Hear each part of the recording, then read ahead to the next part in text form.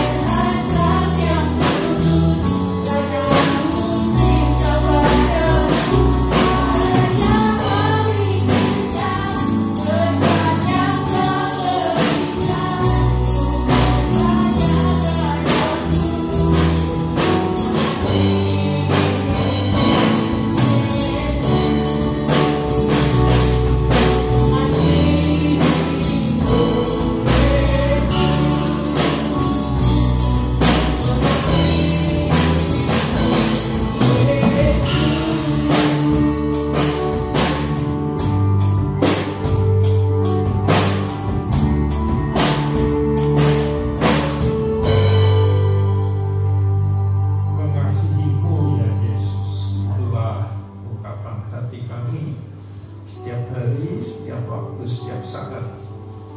Dan kami selalu mengingat akan kebaikan-Mu, akan kasih-Mu yang telah Kau nyatakan lewat pengorbanan-Mu di kayu salib, dan juga kebangkitan-Mu ya Tuhan. Sehingga dosa-dosa kami telah diampuni, kami menjadi anak-Mu. Dan juga Kau ada di dalam kami, menjadikan kami semua selanjutnya bisa menikmati persekutuan yang benar-benar intim dengan Engkau, yang sesuai Kau kehendaki ya Tuhan. Kami benar-benar menerima seutuhnya akan keberadaan-Mu dalam hidup kami, dalam hati kami, dan kami sepenuhnya berserah kepada Engkau ya Tuhan yang sudah ada di dalam hati kami. Itulah rahasia besar yang telah Kau singkapkan dan berikan kepada kami, anak-anak-Mu, yang telah percaya dan telah berserah kepada Engkau dengan segenap hidup kami. Terima kasih Tuhan untuk pagi hari ini. Selanjutnya hamba mohon singkapkanlah lebih lanjut kepada kami, teristimewa kami yang belum mengenal Engkau secara pribadi, belum klik dengan Engkau.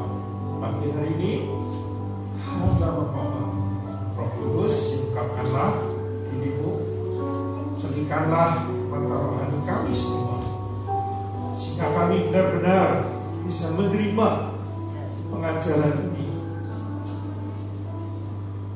dan benar-benar bisa menikmati persekutuan tersebut. Terima kasih.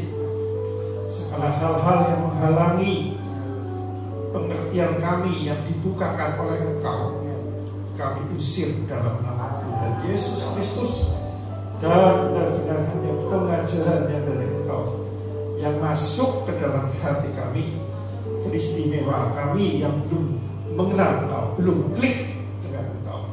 Pagi hari ini kami percaya Allah yang hidup, yang mendengar dan rindu untuk persekutuan pribadi dengan kami. Dalam nama Yesus Kristus, yang siap membuka hati dan menerima pengajaran ini, katakan dengan iman, amin. Silakan dulu saudaraku. Shalom. Semoga Tuhan, bagi hari ini kita akan belajar lagi. Ya, ini belajar terus saudara. Selama masih ada yang belum klik, diajar terus. Yang sudah klik juga diajar terus, ya, supaya semakin mengerti. Ya. Karena sudah klik pun bisa salah arah. Ya. Apalagi yang belum klik, ya lebih-lebih lagi. Ya, jadi ya, belum mengenal, kita belajar mengenal dari ini. Ya. Yang sudah mengenal pun ada pengajarannya, saudara. Jadi bukan berarti kita sudah sempurna, bukan. Ya. Saat tertentu kita bisa campur juga, saudara. Nah, pagi hari ini kita coba buka hati, ya, istimewa ini yang belum mengenal Tuhan. Ya. Yang katanya sudah mengenal, sudah percaya, tapi kenyataannya masih ada gap, ada selaput yang belum bisa tembus ke sana. Nah, pagi hari ini kita belajar, ya, bukan menghakimi, tapi belajar benar-benar sikapkan.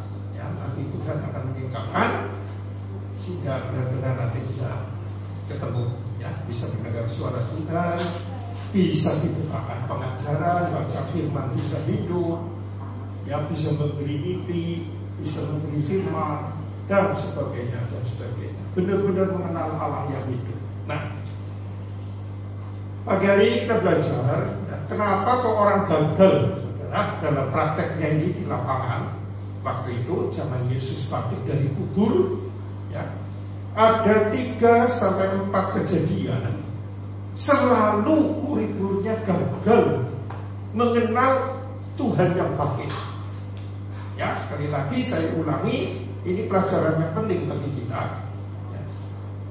Setelah Yesus mati dan bangkit hari ketiga, ya, hidup, ya, kenyataannya baik Maria Magdalena, baik 2 murid yang sedang ke Emmaus, ada lagi para rasul yang di tepi danau, ya, itu semua tidak mengenal Tuhan yang telah bangkit. Padahal 3,5 tahun paling tidak mereka bareng-bareng bersama-sama setiap hari. Tetapi kenyataannya tidak mengenal, saudara. Malah ada yang dikira hantu, ada yang dikira penjaga kubur, dan lain sebagainya. Nah, ini perlu dipelajari, saudara. Ya, mereka pun gagal. Jadi kalau kita gagal, ya maklumlah. Cuma jangan gagal terus. Karena dalam arti pelajaran ini akan tahu ternyata mereka akhirnya ketemu. Oh, Allah begitu. Ya, siap saudaraku. Nanti kalau ketemu ya baru mengenal, waduh, dahsyat Tuhan saya. Sukacita, syukur itu muncul dari dalam. Damai dari dalam, tidak usah diperintah, syukurnya muncul. Ya, tiap hari, tiap pagi. Muncul kasihnya, muncul sukacita, damai sejahtera. Nah, contoh ya sekarang kita baca Yohanes 20 ayat 11. Nah, ini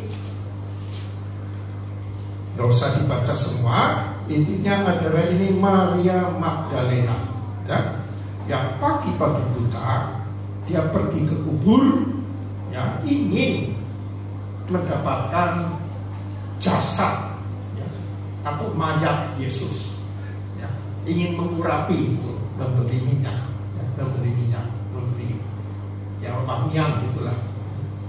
Tetapi di situ dijumpai, ya, oleh malaikat bahwa Yesus telah bangkit, ya, dan Yesus waktu itu, ya, tidak mengenal. Ya. Ini akan menjadi pokok bahasan dulu karena Maria Magdalena ini orang yang pertama-tama mengurapi Tuhan dengan minyak narwastu murni. Ya. Ini dilambangkan sebagai orang Kristen yang telah percaya Kristus. Nah, kalau Maria Marta dilambangkan orang Kristen yang sudah hidup di dalam roh atau sudah klik dengan Tuhan. Ya. Jadi ini jelas. Hari ini murid yang lain dan diceritakan dulu. Ini sekarang Maria Magdalena dulu. Dia sudah benar-benar yakin akan Mesias, tetapi kenyataannya tidak mengenal Allah yang hidup. Kenapa demikian? Nah, kita pun sama, ya. Bisa ada yang berpuluh-puluh tahun sungguh-sungguh ke Tuhan, bergereja, berini, beritu, sungguh-sungguh percaya Tuhan. Kenyataannya nggak ketemu. Ya, aminnya sih amin, tapi praktek hidupnya nggak ada aminnya, cuma di mulut aminnya. Kenapa begitu? Sekarang buka satu di Matius 16 ayat 21. Pertama-tama kegagalan kita adalah tidak menerima pengajaran seutuhnya. Ya, nomor 1, tidak menerima pengajaran seutuhnya. Nah, ini salah yang ngajar. Karena tidak menerima, dibagikannya hanya separuh, kan bukan salah pendengarnya. Betul kan? Nah, jadi saya pun harus mengakui, tidak semua salah dari jemaat. Ya. Tapi yang kedua, nah ini masalah jemaat. Menerima, tapi gagal paham, saudara. Tidak masuk di akal, gak mudeng, gak sesuai kehendak saya. Jadi sudah diajar, tapi gak bisa klik, karena disangkal oleh jemaat itu. Nah, pengajaran apa yang sering disangkal atau juga sering tidak diajarkan, atau mengajarnya itu berat sebelah. Nah, mungkin sekali-kali disingkapkan, tetapi tekanannya nggak ke situ. Padahal yang ditekankan harus ke situ. Contohnya ini kiri, ini kanan. Kebanyakan yang ditekankan kiri terus, padahal tujuan Tuhan lebih kuat di kanannya. Nah, ini memang diajarkan, penekanannya kurang. Ya. Kedua, Yang tadi jemaatnya mendengar pengajarannya kuat kanan, tapi maunya kiri terus, jadi nggak nyambung-nyambung. Pengajaran apa? Sekarang kita baca Matius 16 ayat 21. Ya, baca. Ya, mulai 21 sampai 23. Ini adalah pengajaran yang satu mungkin tidak diajarkan, atau diajarkan tapi berat sebelah, atau pendengarnya yang mendengar tetapi hatinya sudah ke arah sebelah kanan maksudnya. Nah, kita baca ini ya, sering salah. 2, 3. Sejak waktu itu Yesus mulai menyatakan kepada murid-muridnya bahwa ia harus pergi ke Yerusalem dan menanggung banyak penderitaan dari pihak tua-tua, imam-imam, kepala, dan ahli-ahli Taurat, lalu dibunuh dan dibangkitkan pada hari ketiga. Ya, jadi perhatikan. Nanti jangan geser dulu. Kuncinya di sini, ya. Lalu dibunuh, ini disalibkan nantinya, dan dibangkitkan pada hari ketiga. Nah, ini adalah pasangan dibunuh dan dibangkitkan. Nah, jangan sampai kita hanya pikirannya dibunuh untuk menebus dosa-dosa kita, tanpa penekanannya dibangkitkan menjadi hidup kita. Nah, kalau kita hanya pikirannya di sini dibunuh, ya haleluya, dosaku diampuni, mati masuk surga. Jadi terus pikirannya masa depan, mati masuk surga. Kehidupannya tidak mencerminkan kebangkitan Kristus yang ada di dalam kita. Jadi orang ini menjadikan anak Tuhan yang tidak menjadi saksi Kristus, dan hidupnya selalu gelisah karena tidak mengizinkan Kristus yang sudah bangkit dan sekarang ada di dalam kita untuk berkarya, ya, di dalam kita dan melalui kita. Ini yang pertama. Dan pengajaran ini mati dan bangkit sampai 3 kali, 22, 16, 22, 23. Dilanjutkan maksudnya. Ya. Yuk kita baca ini, kebanyakan kita di sini alergi terhadap salib. 2, 3. Tetapi Petrus menarik Yesus ke samping dan menegur dia. Katanya, Tuhan, kiranya Allah menjauhkan hal itu. Hal itu sekali-kali takkan menimpa engkau. Nah, jelas di sini Petrus mewakili kita, ya, bahwa manusia ini paling alergi terhadap sesuatu yang tidak nyaman. Nah, ini kan kisahnya tadi mau disiksa dan dibunuh. Ingatannya itu siksa terus, saudara. Nah, ini ditegur, malah Tuhan yang menegur ini apa? Ya, apa? Siapa malah ngomong, jangan begitu, ya, dijauhkanlah dari Tuhan. Ya, masalah bagi mereka itu salib adalah kutuk, penderitaan adalah kutuk. Nah, ini kita sering begitu, ya, dikira kalau ikut Tuhan pasti happy, segala masalah beres, bisnis sukses, makin kaya sekali dan seterusnya. Bisa begitu, saudara. Tapi penekanan Tuhan adalah bukan seperti itu. Nah, selanjutnya ini buktinya. Baca lagi 2, 3. Maka Yesus berpaling dan berkata kepada Petrus, enyahlah iblis, engkau suatu batu sandungan bagiku, sebab engkau bukan memikirkan apa yang dipikirkan Allah, melainkan apa yang diberikan manusia. Sebetulnya ini inti pengajaran Tuhan Yesus ini di sini, saudara. Ya. Tapi tidak bisa diterima oleh sebagian besar kita, hampir semua lah. Ya. Termasuk saya dulu juga. Ya. Mau ke gereja, mau percaya, karena diiming-iming berkat, jujur saja. Memang bisa Tuhan menolong, buktinya bisa. Jadi saya tidak menyangka Tuhan bisa melakukan mukjizat dan bisa memperhatikan masalah kita, percaya saya. Cuma penekanannya Tuhan bukan ke situ. Penekanannya adalah harus percaya salib itu adalah mati dan bangkit. Sebab tanpa kematian tidak mungkin ada kebangkitan. Dan kedahsyatan ini adalah bahwa Yesus mengerti kita nggak mungkin bisa memperhatikan firman. Maka dia mati menebus dosa kita, dosa-dosa kita menjadi anak Allah, diakui sebagai anaknya, dan selanjutnya dia masuk ke dalam hati kita yang telah bangkit itu, untuk kemudian kalau kita benar-benar percaya dan berserah kepada Kristus yang sudah ada di dalam kita mengizinkan dia menjalankan hidupnya di dalam kita dan melalui kita. Maka praktek firman itu menjadi bisa. Kalau enggak bisa. Dengan kekuatan sendiri tidak bisa.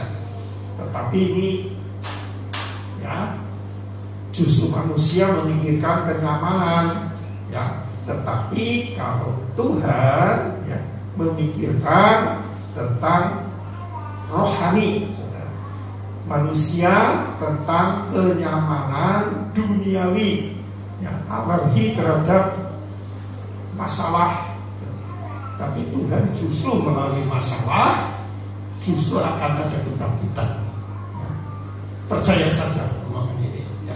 Maka di dalam Yakobus 1 ayat 2 dan 4 dan 7 disebutkan, anggaplah suatu kebahagiaan kalau kita jatuh ke berbagai percobaan. Nah, karena disitulah iman kita akan sempurna. Nah, jebakan yang paling susah untuk dideteksi adalah saat kita klik dengan Tuhan, sering mendapat firman, tapi tidak pernah mengalami secara nyata. Cuma perasaan saja, oh haleluya, Tuhan saya sayang, pagi hari ngomong, firmannya bicara ini, bicara itu. Enggak salah. Tetapi iman itu harus pasti diuji. Kalau belum teruji, belum jadi bagiannya dia, saudara. Memang amin-amin terus, nggak salah. Khotbahnya hebat, ngajarnya jelas. Tetapi kalau belum diuji, nah, itu belum menjadi bagiannya. Alias dengan kata lain, kalau ada masalah pasti goyah. Tuhanku di mana ini? Kenapa gak melindungi aku? Kenapa aku jadi bangkrut? Kenapa aku ini, aku itu? Ya. Nah, ini sebetulnya pengajaran Tuhan intinya hanya begitu, saudara. Nggak sulit-sulit. Nah, jadi perhatikan ya, dari salib Kristus ini hubungannya dengan penderitaan, tapi diakhiri dengan sukacita, damai sejahtera, yaitu kebangkitan yang telah mengalahkan maut. Maksudnya mengalahkan maut itu, maut tidak bisa menguasai kita lagi.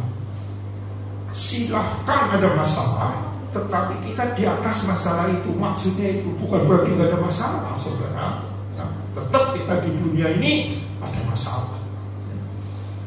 Bedanya kita di atas masalah itu atau terjebak ke dalam kepusingan masalah itu aja, dan yang lain, saudara. Nah, ini adalah pengajaran inti ya. Jadi jangan alergi, saudara, dan jangan pikirannya ke arah sukacita damai duniawi, saudara ya. Nanti itu menyusul. Sekarang yang kedua ini 3 kali ya, saudara, supaya mantap kita ya. Tapi gagal semua. Mudah-mudahan kita semua hari ini bisa sukses. 17:22. Matius. Ya, 2:3. Pada waktu Yesus dan murid-muridnya bersama-sama di Galilea, Ia berkata kepada mereka, Anak manusia akan diserahkan ke dalam tangan manusia. 23. Dan mereka akan membunuh Dia, dan pada hari ketiga Ia akan dibangkitkan. Maka hati murid-muridnya itu pun sedih sekali. Nah, ini antik ini saudara, ya. Antiknya apa? Diulang lagi ya, bahwa akan dibunuh dan akan dibangkitkan hari ketiga. Ini sudah mulai ada respon ini saudara. Maka hati murid-muridnya itu pun sedih sekali. Kenapa hati murid-muridnya sedih sekali? Karena yang ditangkap hanya matinya Yesus. Masalah kebangkitan ini nggak masuk di akal, nggak pernah ada sih waktu itu. Manusia dibangkitkan dari kematian, nggak ada. Hanya ini satu. Jadi yang terima ini ya harus maklum kita zaman itu. Nggak mudeng ini dibangkitkan, makanya dia sedih. Ya, kalau dia mengerti seutuhnya mati dan bangkit untuk kemudian menjadi ada di dalam kita, mestinya nggak sedih. Ya secara fisik sedih, kasihan dipukuli, disalib. Tetapi secara roh itu sukacita. Makanya Yesus di Yohanes 16 kalau nggak salah di situ ngomong begini, adalah lebih baik aku pulang ke rumah Bapa, di mana aku akan mengutus Roh Kudus untuk masuk ke dalam hatimu. Ya. Nah ini pemikiran-pemikiran kita kebanyakan hanya matinya, salibnya itu matinya, padahal salib satu paket dengan kebangkitan. Ya maka muridnya itu pun sedih sekali. Ya seharusnya kalau ngerti mau bangkit, ya memang sedih, tapi sukacitanya melampaui kesedihan ini. Ya. Contoh, ya dulu saya pertama melihat film itu, The Passion itu di gereja, saya ingat sekali. Ya. Saya ternyuk sekali, kasihan ya dipukuli begitu. Tuhannya ngomong, aneh banget. Fokusnya bukan masalah dipukuli itu sakit. Kebangkitanku itulah yang kamu harus syukuri. Memang saya rela mati, rela disiksa demi engkau. Kamu sekarang jangan terbawa oleh siksaan itu. Memang saya rela. Ya, memang saya sakit waktu itu disalib. Tetapi tujuan akhir saya adalah kebangkitannya. Kamu harus bersyukur. Wah, saya kaget loh. Haleluya. Kok bisa begitu ya? Saya ya bingung. Lama-lama jadi ngerti. Oh ya bener ya. Ternyata kita banyak yang salah. Kalau lihat baca The Passion dan nonton The Passion mesti pada nelangsa, pada nangis. Komentarnya kasihan ya Tuhan dipukuli, disalib gitu kan. Mestinya kan begitu semua. Nah, ternyata tujuan Tuhan itu semua adalah alat atau fase pertama untuk fase yang selanjutnya adalah dibangkitkan, yang tujuannya masuk ke dalam hati kita.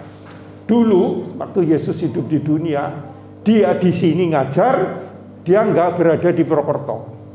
Kalau ada di Purwokerto ngajar atau lagi ngapa di sana, dia nggak ada yang di Jakarta.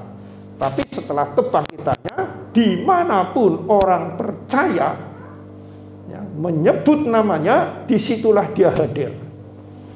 Nah, itu. Termasuk kita di sini, ya, siapa yang benar-benar percaya kematiannya dan kebangkitannya, amin, dalam nama Yesus, ada di dalam hati. Kalau tidak ada, berarti saudara belum klik. Kristennya belum sempurna, belum sesuai yang Tuhan kehendaki. Jadi lebih berfungsi mana bagi kita, bagi manusia? Yang lebih berfungsi setelah mati dan bangkit dari kematian, kan begitu. Nah, sekarang jelas ya ini yang kedua ini belum nyambung juga. Sekarang yang ketiga, 20 ayat 17 sampai 19. Nah, jadi makanya pengajaran ini saya ulang-ulang terus. Tuhan pun mengulang-ulang, gak nyambung-nyambung. Sekarang ayat Matius 20 17 ya. Ketika Yesus akan pergi ke Yerusalem, Ia memanggil ke-12 muridnya tersendiri dan berkata kepada mereka di tengah jalan. Ingat ya ini ya, bentar sebelum ya, kembalikan. Ia memanggil apa?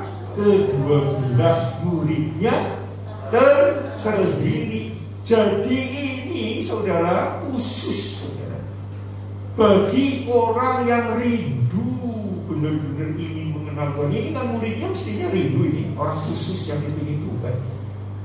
Dipanggil bukan semua orang. Ini semua di sini silakan dengerin atau melalui YouTube. Kalau cuma iseng-iseng gitu, gak ada kerinduan dan rebusnya busuk entah kapan. Tapi ini ke-12 murid ini maksudnya memang orang pilihan Tuhan, ada kerinduan dekat terus dengan Tuhan, tapi gak nyampe-nyampe. Nah ini maksudnya ya. Dan berkata kepada mereka di tengah jalan ya, ayat 18 sekarang 2. Sekarang kita pergi ke Yerusalem dan Anak Manusia akan diserahkan kepada imam-imam kepala dan ahli-ahli Taurat, dan mereka akan menjatuhi hukuman mati.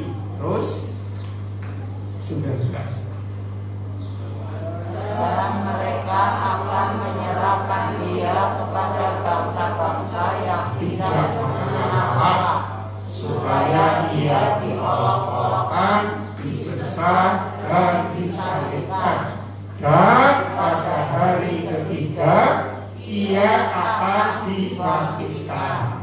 Sekali lagi, ini nggak terbaca saudara ya.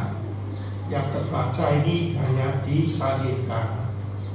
Maka Kristen kita kebanyakan kan haleluyanya itu mati masuk surga, selalu begitu.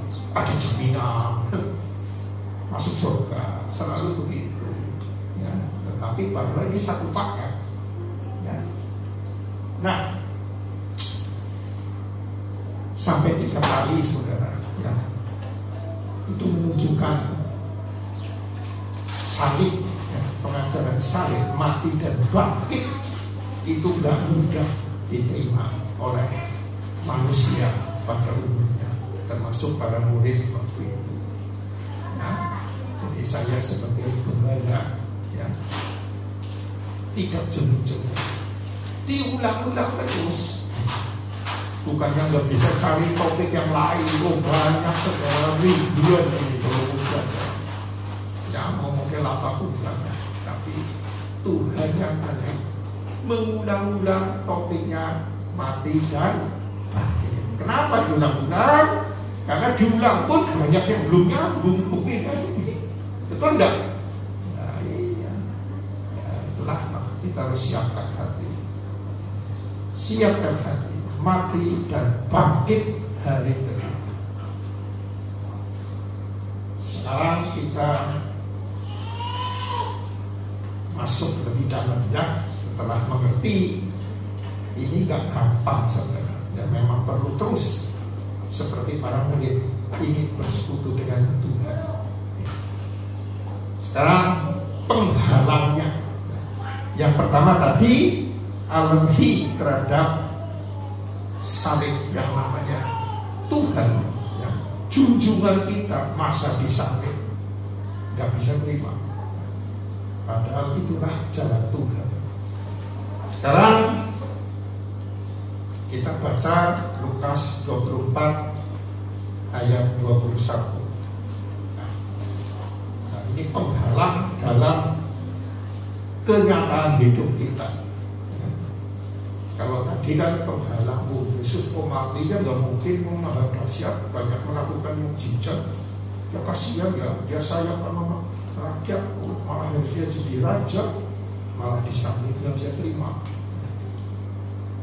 Karena apa? Ya kalau mati nanti saya nggak dilindungi lagi, nggak makan gratis lagi waktu itu. Ya, sekarang ini yang kedua, baca bersama-sama. 2, 3. Penghalang ini ya saudara. 2, 3. Padahal kami dahulu mengharapkan bahwa Dialah yang datang untuk membebaskan bangsa Israel. Tetapi sementara itu telah lewat 3 hari sejak semuanya itu terjadi. Jadi pengharapan mereka itu apa, saudara? Akan datang untuk apa? Membebaskan bangsa Israel. Ini masalah bangsa Israel yang sedang dijajah oleh orang Romawi. Ini hubungan dengan kita ini apa? Hubungannya ini adalah Tuhan menfokuskan kepada hal-hal yang fana. Nah, ini kan fana ini. Masalah jajah menjajah, perang, kaya miskin dan sebagainya. Ini hal-hal yang hubungan dengan duniawiah. Jadi kalau kita sekarang fokusnya kepada hal-hal duniawiah alias material, alias hal-hal yang fana, bukan yang kekal dalam hati, maka kita nggak akan tembus. Percaya saja. Kalau saudara dengar begini, ngematnya ini dari mana sudutnya supaya Tuhan memberkati usahaku, ya, supaya pabrik lancar. Nggak salah. Tuhan ingin memberkati kita. Sudah memberkati, bukan ingin. Sudah memberkati. Kalau kita sudah klik, kalau belum klik, Allah puyeng terus. Akan diberkati, minta-minta terus. Kalau sudah klik dengan Tuhan, amin, aku sudah diberkati. Ya, karena di dalam kekristenan kasih karunia, ya, berkat itu berhubungan langsung dengan hubungan kita yang telah klik dengan Tuhan, maka berkatnya sudah ada. Karena dikembalikan ke Taman Eden. Ya, Taman Eden itu di situ sebelum diciptakan manusia sudah disiapkan. Ada tanaman, ada binatang dan sebagainya. Tinggal dinikmati dan dikelola. Betul kan? Coba buka Kejadian, nanti kapan-kapan buka sendiri. Jadi kalau kita sudah dikembalikan ke Taman Eden, kita sudah terima berkat itu. Ya, makanya syukurnya muncul. Bukan karena berkatnya kurang atau tambah, tetapi karena sukacita, aku telah diberkati Tuhan, yaitu Tuhan sendiri ada di dalam aku. Masalah benda itu adalah nomor sekian, itu hanya pendukung saja untuk saya bisa menjalani kehidupan ini menjadi saksi Kristus, bukan tujuan utama. Nah, kalau tujuan utama ini jadi tidak bisa ketemu Tuhan, ini kan prakteknya nggak bisa nih ceritanya. Ya, sekarang yang kedua, Lukas 24 ayat 36 sama 37. Ya, jadi jangan fokusnya ke duniawi, materi, hal-hal yang fana. Sekarang kedua, ya, 2, 3. Dan sementara mereka bercakap-cakap tentang hal itu, Yesus tiba-tiba berdiri di tengah-tengah mereka dan berkata kepada mereka, damai sejahtera bagi kamu. 37. Maka terkejutlah, takut dan menyangka bahwa mereka melihat hantu. Nah, ini yang konyol lagi orang. Tuhan kok dikira hantu. Jelas ini juga berhubungan maaf. Ya. Terus 24. Ya, ini sudah ketemu. Dan sementara mereka bercakap-cakap tentang hal itu, Yesus tiba-tiba berdiri dan mereka dan berkata kepada mereka, damai sejahtera bagi kamu. Ya, mereka terkejut, takut, dan menyangka bahwa mereka melihat hantu. Nah, Jadi yang penghalang terhadap kepercayaan terhadap kebangkitan Kristus adalah ragu-ragu. Apa iya ya manusia bisa bangkit dari kematian? Yang mereka alami sampai hari ini pun pengertiannya kalau orang sudah mati muncul lagi adalah hantu. Betul? Oh, papai pulang. Nah, dulu kan sering zaman dulu. Ya, dipanggilkan cai ma, cai ci, mamai pulang. Ya, katanya minta ini, minta itu. Nah, alam roh yang telah mati. Nah, dikira hantu. Ya, jadi gak yakin kalau dia itu Allah yang bangkit dari kematian. Nah, ini adalah penghalang. Dikira dia sebagai manusia. Padahal Tuhan adalah Allah yang menjadi manusia, yang berkuasa menyerahkan nyawanya dan berkuasa mengambilnya kembali. Itu hanya Yesus. Manusia tidak bisa. Maka saat mati dia bukan dicabut nyawanya, ya, tetapi menyerahkan nyawanya kepada Bapa. Betul kan? Di Yohanes 19 ayat 30. Di daerah situ. Jadi penghalang selanjutnya adalah dikira hantu, ya, nggak masuk akal. Karena pengalaman manusia hanya sekali ini, di lain tempat beda. Ya, sampai hari ini pun yang bangkit dari kematian hanya Yesus. Yang terakhir sekarang, Yesus, ya, akan tetapi ia berkata, ayat 38, mengapa kamu terkejut? Apa sebabnya timbul keraguan-raguan dalam hati kamu? Nah, ini, ya, Yesus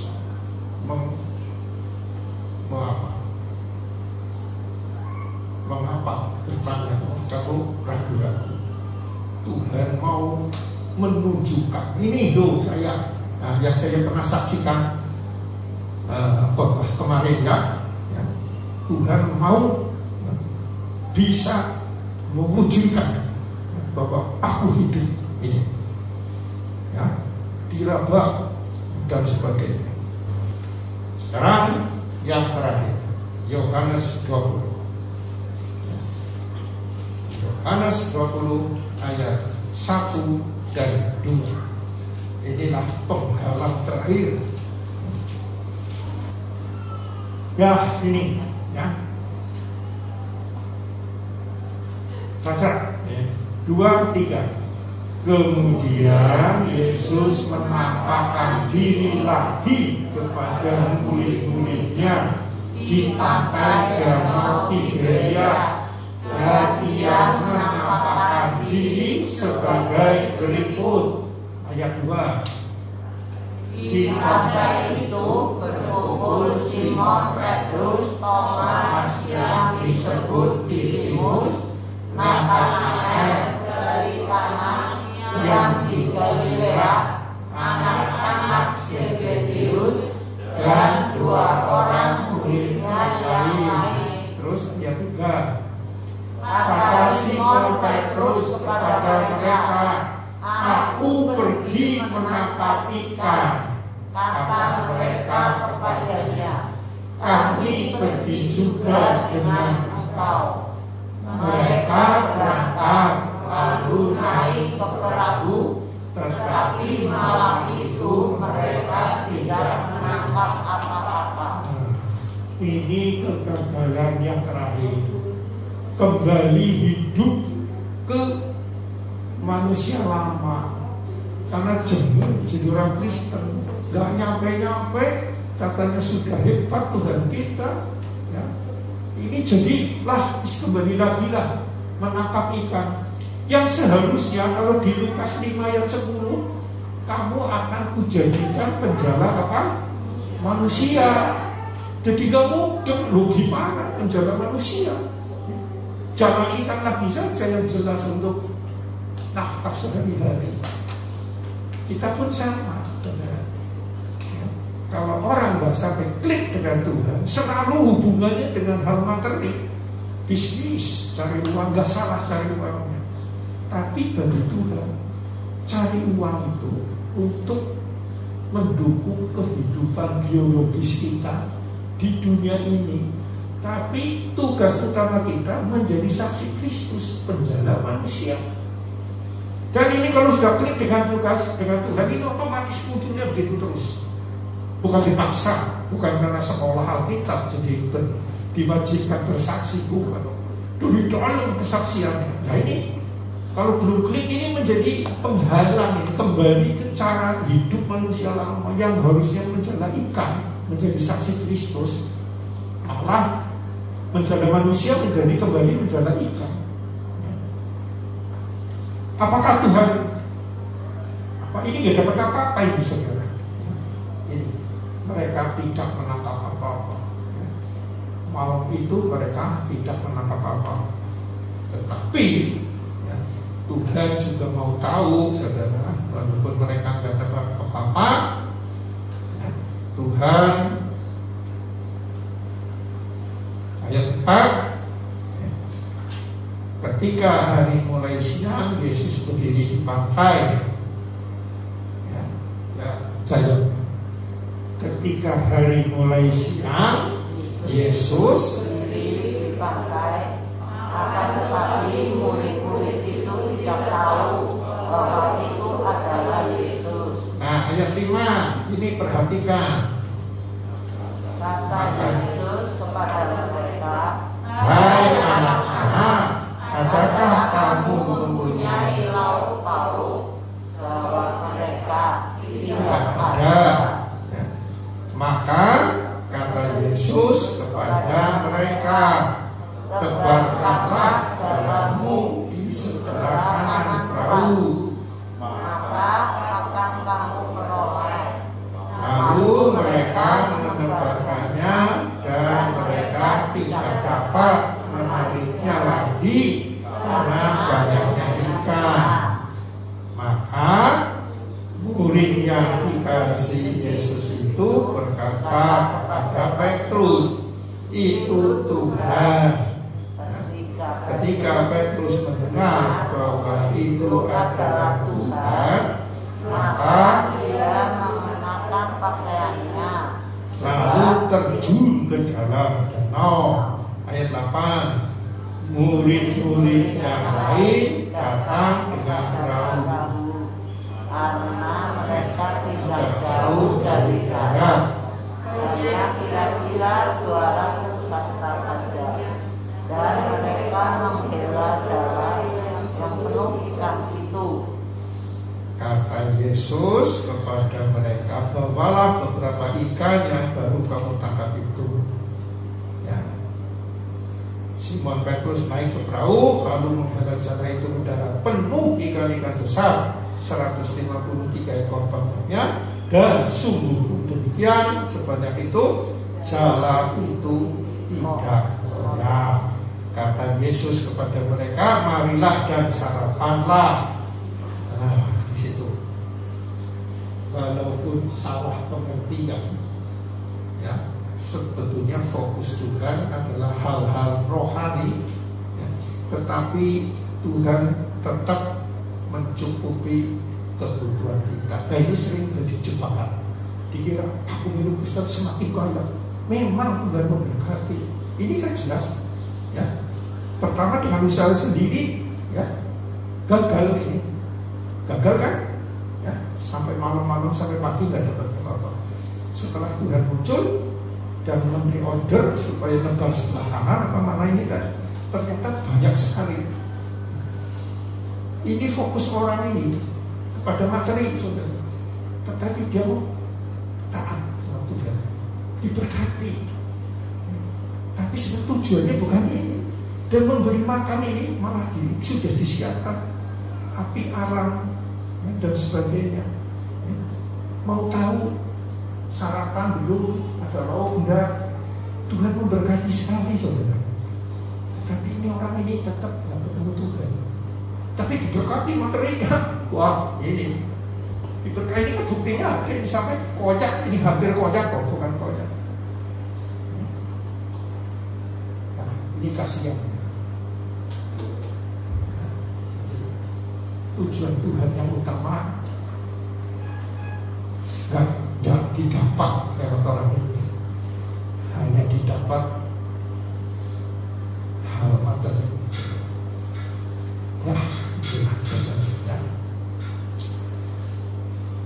Tuhan kita maha baik sebenarnya, tapi hak pilih tetap ada di dalam kita. Ya, kita mau mengakui dia, percaya dia sebagai Mesias yang ingin mengembalikan hubungan kita dengan dia, dengan Bapa surga kita, seperti di Taman Eden sebelum jatuh dalam dosa oleh Adam. Nah, itulah pokok kekristenan. Atau hanya sekedar ingin hidup senang, nyaman di dunia, ya bisa juga, tapi bukan tujuan utama. Ya. Dalam pengalaman orang yang hanya fokusnya mengutamakan material atau hal yang fana, kembali ke cara-cara yang lama, yang harusnya ke arah rohani menjadi penjara manusia, kembali ke penjara ikan yang fokusnya ke bisnis lagi, maka orang ini memang bisa diberkati, tetapi tidak pernah klik dengan Tuhan, tidak pernah puas hidupnya. Silahkan praktekkan. Yang kurang ya rasanya kurang, yang lebih ya rasanya kurang. Nah, hari-hari ini bergiring ribut emas terus, naik turun naik, satu hari ribut. Aduh, saudara, bicaranya itu saja. Jadi kira pendeta itu sakti bisa nebak emasnya mau naik atau mau turun gitu. Kita ini bukan seperti itu, bukan dukun, bukan paranormal, tebak-tebakan begitu. Ya, jadi ini dipelajari dengan baik, ya, dicatat, dipelajari. Memang banyak yang gagal, tapi ingat, melalui pengajaran ini diharapkan semua akan disingkapkan, tersingkapkan. Sebetulnya kita menjadi anak Tuhan itu apa tujuan Tuhan? Bukan tujuan kita, ya, jangan salah. Kita percaya itu harus mengikuti tujuan Tuhan, ya, kepada hidup kita, kepada diri kita. Jangan kita menyuruh Tuhan mengikuti kehendak kita, gak ketemu. Menjadi Tuhannya Jomos. Jomos tahu ya, pelayan kita. Yang terakhir, ini kesaksian. Waktu itu jelas sekali, jangan kamu mendikte aku, ingin itu, harus ini, harus itu, karena Kau maha kuasa Tuhan. Saya percaya sungguh, nanti saya bayar perpuluhan kalau sukses. Tuhan, saya bukan pelayanmu, saya ini Tuhanmu. Yang benar tanda tangani dulu, kamu di bawah sini, atasnya dikosongi, saya yang nulis, kamu prakteknya. Nah, gitu. Saya kaget. Sekarang kebanyakan kebalik, kamu nulis yang banyak, rencananya ini, rencananya itu, saya suruh tanda tangan. Tuhannya ngomong begitu. Itu namanya saya ini diperintah oleh kamu untuk mempraktekkan, untuk mensukseskan rencanamu sendiri. Itu sungsang namanya. Yang benar, kertas kosong, bermeterai, kamu tanda tangani. Yang nulis apa yang dikehendaki adalah saya, kamu yang mempraktekkan. Nah, itulah kekristenan. Nah, itu prakteknya ini jangan dengan kekuatan sendiri, tetapi mengizinkan aku yang sudah ada di dalam kamu untuk mewujudkan. Aku yang nulis, aku yang menghendaki ini, tapi aku juga yang melalui engkau mentaati ini, mempraktekkan ini. Nah, itu berkristenan.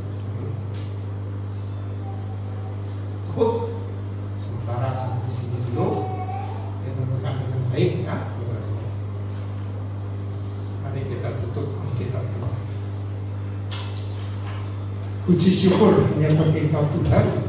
Teristimewa juga untuk pagi hari ini, di mana Engkau telah mengungkapkan isi hatimu, kerinduanmu, di mana Engkau turun ke dunia, mati dan bangkit di kayu dari kematian, semua untuk kebaikan kami, anak-anak-Mu yang percaya kepada Engkau.